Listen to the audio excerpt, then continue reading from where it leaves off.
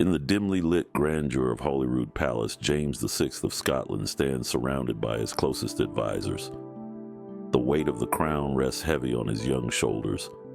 At just 23 years old, he's already a shrewd monarch, fully aware of the complex political landscape that surrounds him. His kingdom is fragile, nestled between powerful neighbors, and alliances must be carefully chosen.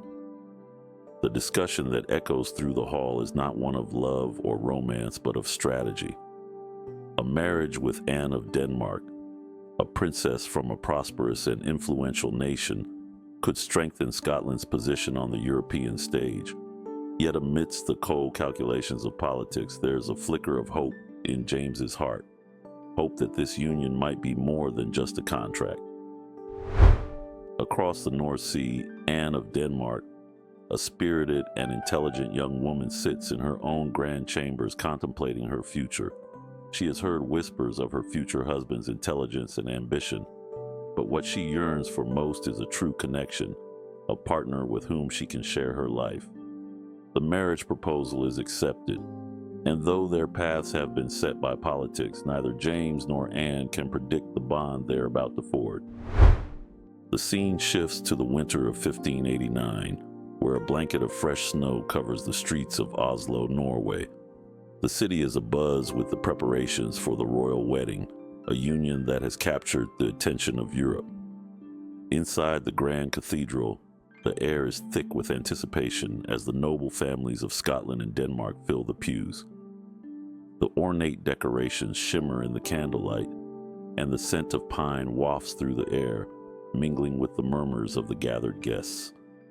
James, adorned in royal regalia, stands at the altar, his eyes fixed on the entrance. The door swings open and Anne enters, resplendent in a gown of ivory and gold.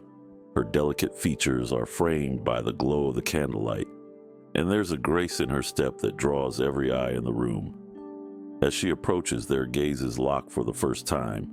In that moment, the weight of their duties fades, and for just a heartbeat, they are not king and queen, but a man and woman bound by something deeper than politics. Their vows are spoken softly, intimately, beneath the vaulted ceilings of the cathedral.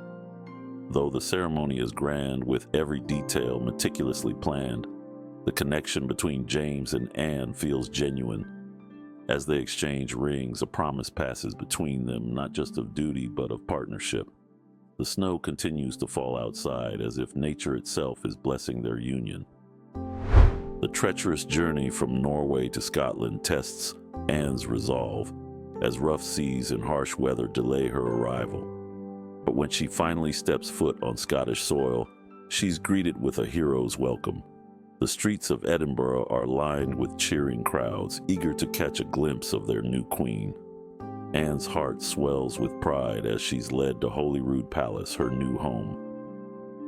Days later, the coronation ceremony unfolds in St. Giles's Cathedral, a spectacle of grandeur that cements Anne's place as Queen of Scotland.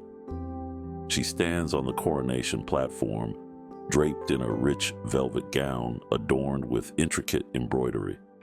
The Scottish crown, a symbol of ancient power, is lowered onto her head by the Archbishop. As it rests upon her brow, she feels the full weight of her new role. The cheers of the crowd echo through the cathedral, but Anne's eyes are on James, who watches her with pride from the throne. His steady presence reassures her, and in that moment she knows that they are in this together. After the ceremony, James takes her hand as they walk through the grand halls of Holyrood Palace.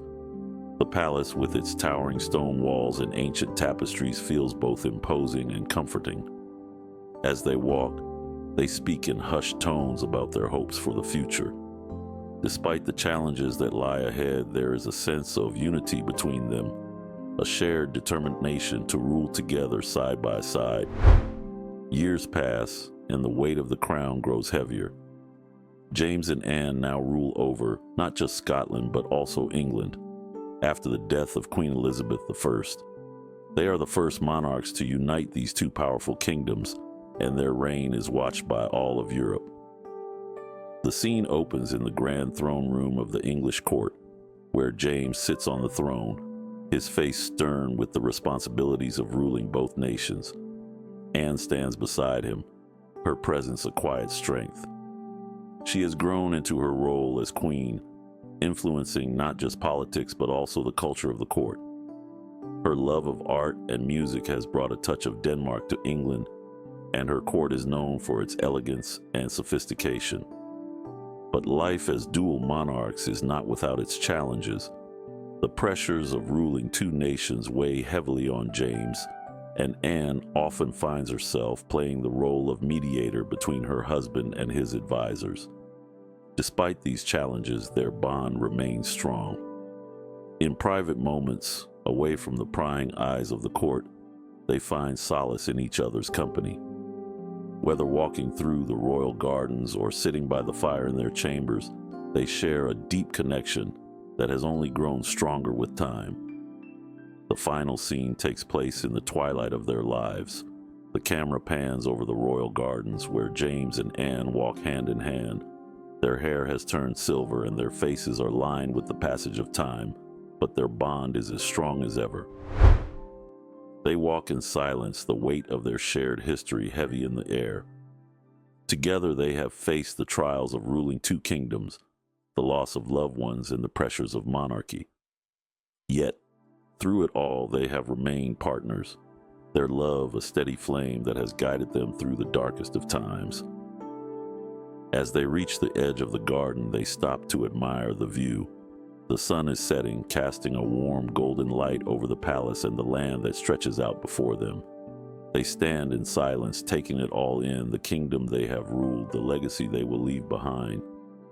James turns to Anne, his eyes filled with affection. "We did well," he says softly. Anne smiles, her heart swelling with pride. They have not just ruled together, they have lived together, loved together, and built a legacy that will endure for generations. Thank you for joining me today. It has been my pleasure to bring you the story of Royal Bond, the marriage of James VI of Scotland and Anne of Denmark. Don't forget to like, comment, and subscribe below.